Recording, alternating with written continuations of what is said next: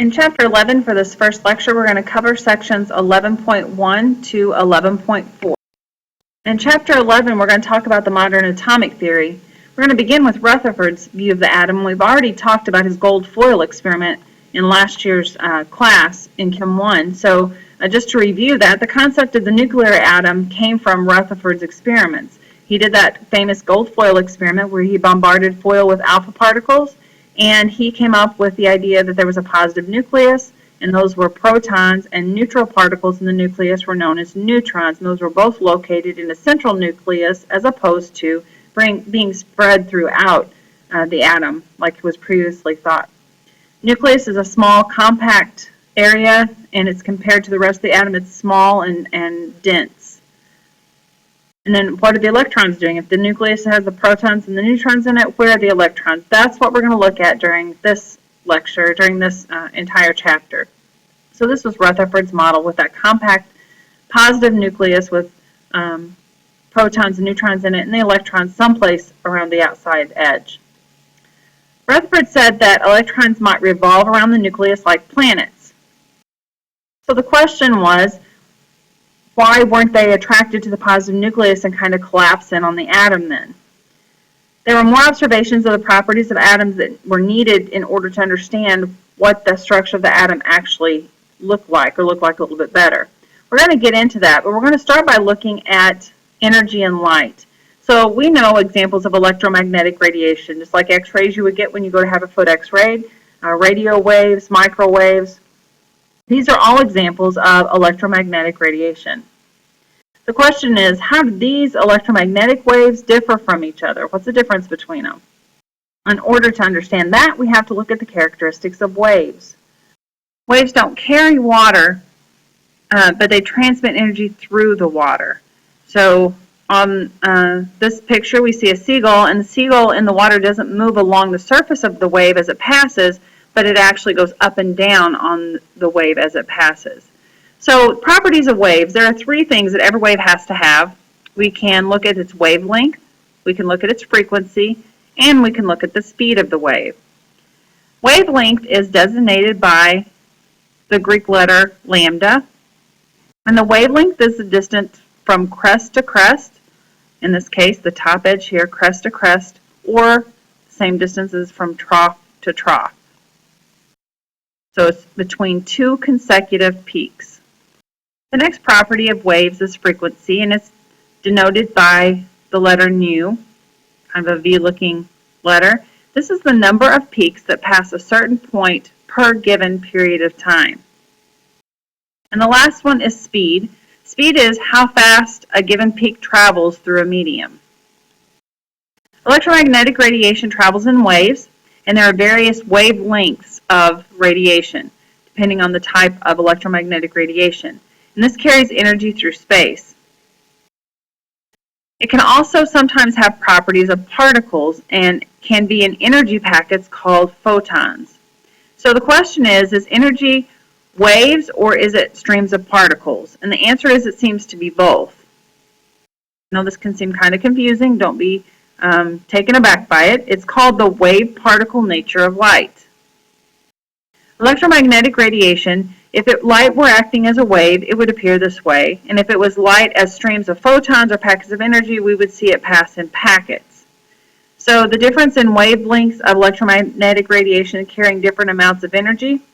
Example, photons that correspond to red light carry less energy than photons that correspond to blue light. So here we see more energy shown by the blue line here because it's closer together in the same period of time, so there's more wavelengths going through a certain period of time. You see it in the photon packets by them being larger.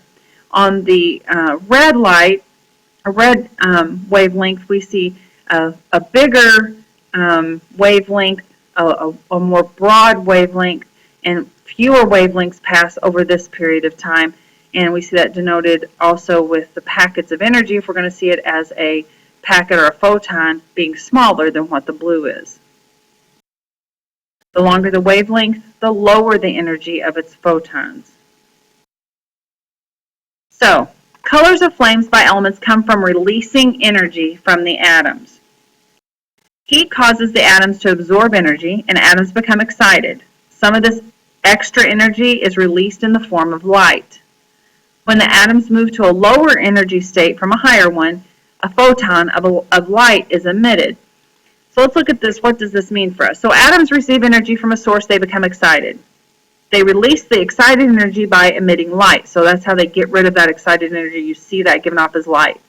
Emitted energy is carried away by photons of light.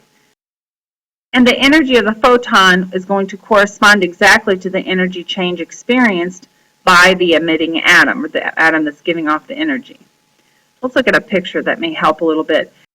So this is a visual demonstration of what would happen. So we put energy into a lithium atom, for example, and it's excited, so its energy level is really, really high. When it comes off of that high and goes to a lower state, you're going to be able to visually see that because there'll be a photon of red light emitted when that happens. Remember that high energy photons correspond to short wavelengths of light. Also, low energy photons correspond to long wavelengths of light. So the photons of red carry less energy than the photons of blue light because red light has a longer wavelength than blue light does. Here's a picture of our visual spectrum here, the visible light spectrum. In this little tiny section right in here is this. And we have gamma rays, X-rays, ultraviolet rays, and so on up to FM, TV, AM, short waves. The wavelengths are different. So gamma rays have a very short wavelength where AM has a higher wavelength. Energy levels of hydrogen atoms. Remember, different wavelengths of light carry different amounts of energy per photon. So if we take a look what's going on in here. Here is energy put into some hydrogen atoms, and they absorb it and they become excited. So these cylindrical places with just blue are the hydrogen atoms, and with the little ziggies coming out of the side are the excited hydrogen atoms. So the excited hydrogen atom emits photons of light and returns to the ground state, or this lower level. And what we see in the process are photons being given off as they go from a higher energy level down to a lower energy level. This is an excited hydrogen atom. As it returns to a lower energy level, you get a photon emitted, just like we saw on the example with the lithium. So we have energy up here, the excited state. As they release that energy, a photon is given off. When excited hydrogen atoms return to lower energy states, they emit photons of certain energies and certain colors. So what we see here are the colors and wavelengths in nanometers of the photons in the visible region that are emitted by excited hydrogen atoms. So we see it at 410 nanometers. We see this color. We will also see 434 nanometers, that color, 486, and 656, when hydrogen atoms go from a higher down to a lower energy state. And this is characteristic of every hydrogen atom. This is like their fingerprint. Notice that only certain types of photons are produced, but we see only selected colors. And since only certain photons are emitted, we know that only certain energy changes are occurring because only those specific photons are emitted. This means that excited hydrogen atoms always emit photons with the same discrete colors, or the same wavelengths. They never emit photons with energies or colors in between those that we just saw on the last slide. Because of this, energy levels of hydrogen are called quantized. That means that there are only certain values that are allowed. So what's the big deal with this? Before, scientists assumed that an atom could be at any energy level. They thought the atoms could have a continuous set of energy levels instead of certain discrete values. And now we know that they have certain discrete values or are quantized. This is the difference between continuous energy levels and quantized energy levels. Going up each step requires a certain amount of energy, and you can be at one step or at another step or at the top step, but you cannot be in between steps. This would allow energy levels to be anywhere along the ramp, which is not the way that it is with quantized energy levels.